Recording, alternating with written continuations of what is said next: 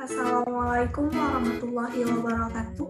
Perkenalkan, nama saya Festi Puspadwi, NIM C0D01927, Prodi Perpajakan Fakultas Ekonomi dan Bisnis.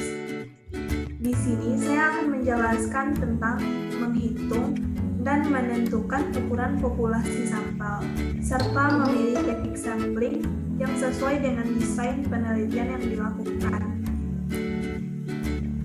A. Menentukan ukuran sampel. Menentukan ukuran sampel penelitian merupakan bagian terpenting yang harus dilakukan oleh setiap peneliti yang menggunakan metode survei. Sampel merupakan cerminan atau gambaran populasi, sehingga apabila salah mengambil sampel atau ukuran sampel tidak memenuhi syarat, maka pendugaan parameter populasi dianggap tidak valid, sehingga dapat berdampak pada kesalahan mendeskripsikan dan menginterpretasikan gambaran dan karakter populasi. Beberapa pendapat ahli mengenai ukuran sampel penelitian.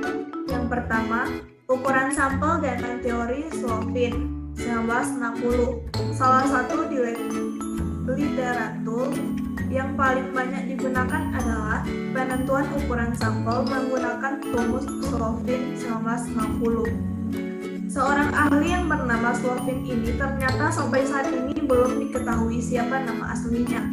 Bahkan pernah menjadi perdebatan mengenai tahun terbit dari naskah yang ditulis oleh Slovin ini, yaitu tahun 1960 dan 1843. 2. Ukuran sampel penelitian menurut Guy, LR, dan Dial, PL 1992. Dengan judul penelitian Research Method for Business and Management disebutkan bahwa ukuran sampel penelitian haruslah sebesar-besarnya.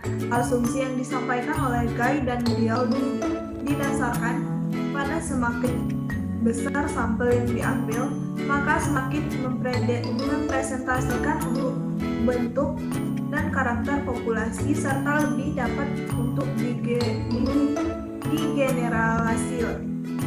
Yang ketiga, ukuran sampel penelitian menurut Wiratna Sujarweni 2008. Dalam tulisan Wiratna Sujarweni 2008 tentang belajar mudah SPSS untuk skripsi, tesis, disertasi, dan umum, memang tidak ada jumlah atau nilai tertentu yang syaratkan. Sujarweni berpendapat bahwa jumlah sampel yang diharapkan 100% mewakili populasi adalah keseluruhan anggota populasi itu sendiri. 4. Ukuran sampel penelitian menurut Gacop Cohen atau dalam Suharsini Aripunto 2010.219. Formula sampel Gacop-Cohen alert not n lr kuadrat tambah u tambah 1 alert not, di mana n ukuran sampel, f kuadrat effect size, u banyaknya perubahan yang terkait dalam penelitian, l fungsi power dari u sama dengan o. Yang kelima, ukuran sampel penelitian berdasarkan proporsi atau tabel Ishak yang Michel. Menentukan ukuran sampel penelitian menggunakan tabel Ishak dan Michel sedikit lebih mudah, di mana sudah ditentukan tingkat kesalahan untuk 1%, 5%, dan 10%. Dengan tabel ini, peneliti dapat secara langsung menentukan besaran sampel berdasarkan jumlah populasi dan tingkat kesalahan yang dikehendaki. Yang keenam, menentukan ukuran sampel dengan formula Church WG 1977. Church WG 1977 dalam bukunya berjudul Sampling Techniques edisi ketiga menjelaskan suatu formula sampling yang dapat Anda jadikan referensi. Suchard membagi dua teknik menentukan sampel berdasarkan data populasi yang bersifat kontinu dan bersifat kategori. B. Cara mengambil anggota sampel.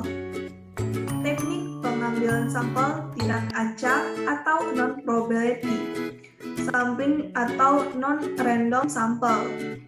Kebalikan dari teknik pengambilan sampel secara acak. Teknik non-probability sampling, peneliti memilih anggota untuk penelitian secara acak. Metode pengembalian sampel ini bukan proses seleksi tetap atau standar. Dalam teknik yang satu ini, tidak semua elemen populasi memiliki kesempatan yang sama untuk dimasukkan dalam sampel. Terdapat beberapa jenis teknik pengambilan sampel tidak acak. Yang pertama, purposive sampling. Dalam teknik ini, seorang peneliti bisa memberikan penilaian terhadap siapa yang sebaiknya berpartisipasi di dalam sebuah penelitian. Seorang peneliti dapat secara tersirat memilih subjek yang dianggap representatif terhadap satu populasi. Teknik pengambilan sampel jenis ini umumnya dilakukan oleh media ketika akan meminta pendapat dari publik mengenai suatu hal. Media tersebut akan memilih siapa subjek yang dianggap dapat mewakili publik. Yang kedua, snowball sampling. Snowball sampling adalah metode pengambilan sampel yang peneliti terapkan ketika subjek sulit dilacak. Misalnya, akan sangat menantang untuk survei orang-orang yang tidak memiliki perlindungan atau imigran ilegal. Dalam kasus seperti ini, menggunakan teori bola salju, penelitian dapat melacak beberapa kategori untuk mewawancarai dan mendapatkan hasil. Penelitian juga menerapkan metode pengambilan sampel ini dalam situasi di mana topiknya sangat sensitif dan tidak didiskusikan secara terbuka. Hal ini dilakukan secara terus-menerus sampai dengan terpenuhinya jumlah anggota sampel yang diingin oleh peneliti. Yang ketiga, accidental sampling. Teknik pengambilan sampel ini bergantung pada kemudahan akses ke subjek seperti survei, pelangganan di mal, atau orang yang lewat di jalan yang sibuk. Biasanya disebut sebagai convenient sampling. Karena memudahkan peneliti dalam melakukan dan berhubungan secara subjek.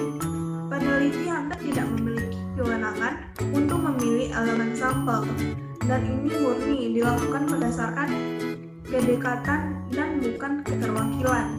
Yang keempat, kuota sampling. Apabila ingin menggunakan metode kuota sampling, maka seorang peneliti harus menetapkan standar sebelumnya, sehingga ia bisa memilih sampel yang akan digunakan untuk mempresentasikan populasi. Populasi dari karakteristik yang ada dalam sampel harus sama dengan populasi yang ada. Yang kelima, teknik sampel jenuh. Teknik sampel jenuh adalah teknik penentuan sampel bila semua anggota populasi digunakan sebagai sampel. Sampling jenuh berbeda dengan sensus, karena sensus populasinya besar, sedangkan sampling jenuh menggunakan populasi yang relatif kecil, meskipun keduanya sama-sama menggunakan seluruh populasi untuk dijadikan sampel. Yang keenam, sampling sistematis atau systematic sampling. Teknik sampling sistematik merupakan teknik sampling yang menggunakan nomor urut dari populasi, baik yang berdasarkan nomor yang ditetapkan sendiri oleh peneliti maupun nomor identitas tertentu, ruang dengan urutan yang seragam, atau pertimbangan sistematis lainnya. Pemilihan jenis teknik penetapan sampel. Dalam penentuan teknik diperlukan terhadap penetapan sampel. Tahapan yang harus dilakukan dalam pengambilan sampel yaitu: yang pertama, populasi yang akan diamati. Yang kedua, menentukan kerangka sampel dan kumpulan semua peristiwa yang mungkin. Yang ketiga, menentukan teknik atau metode sampling yang tepat.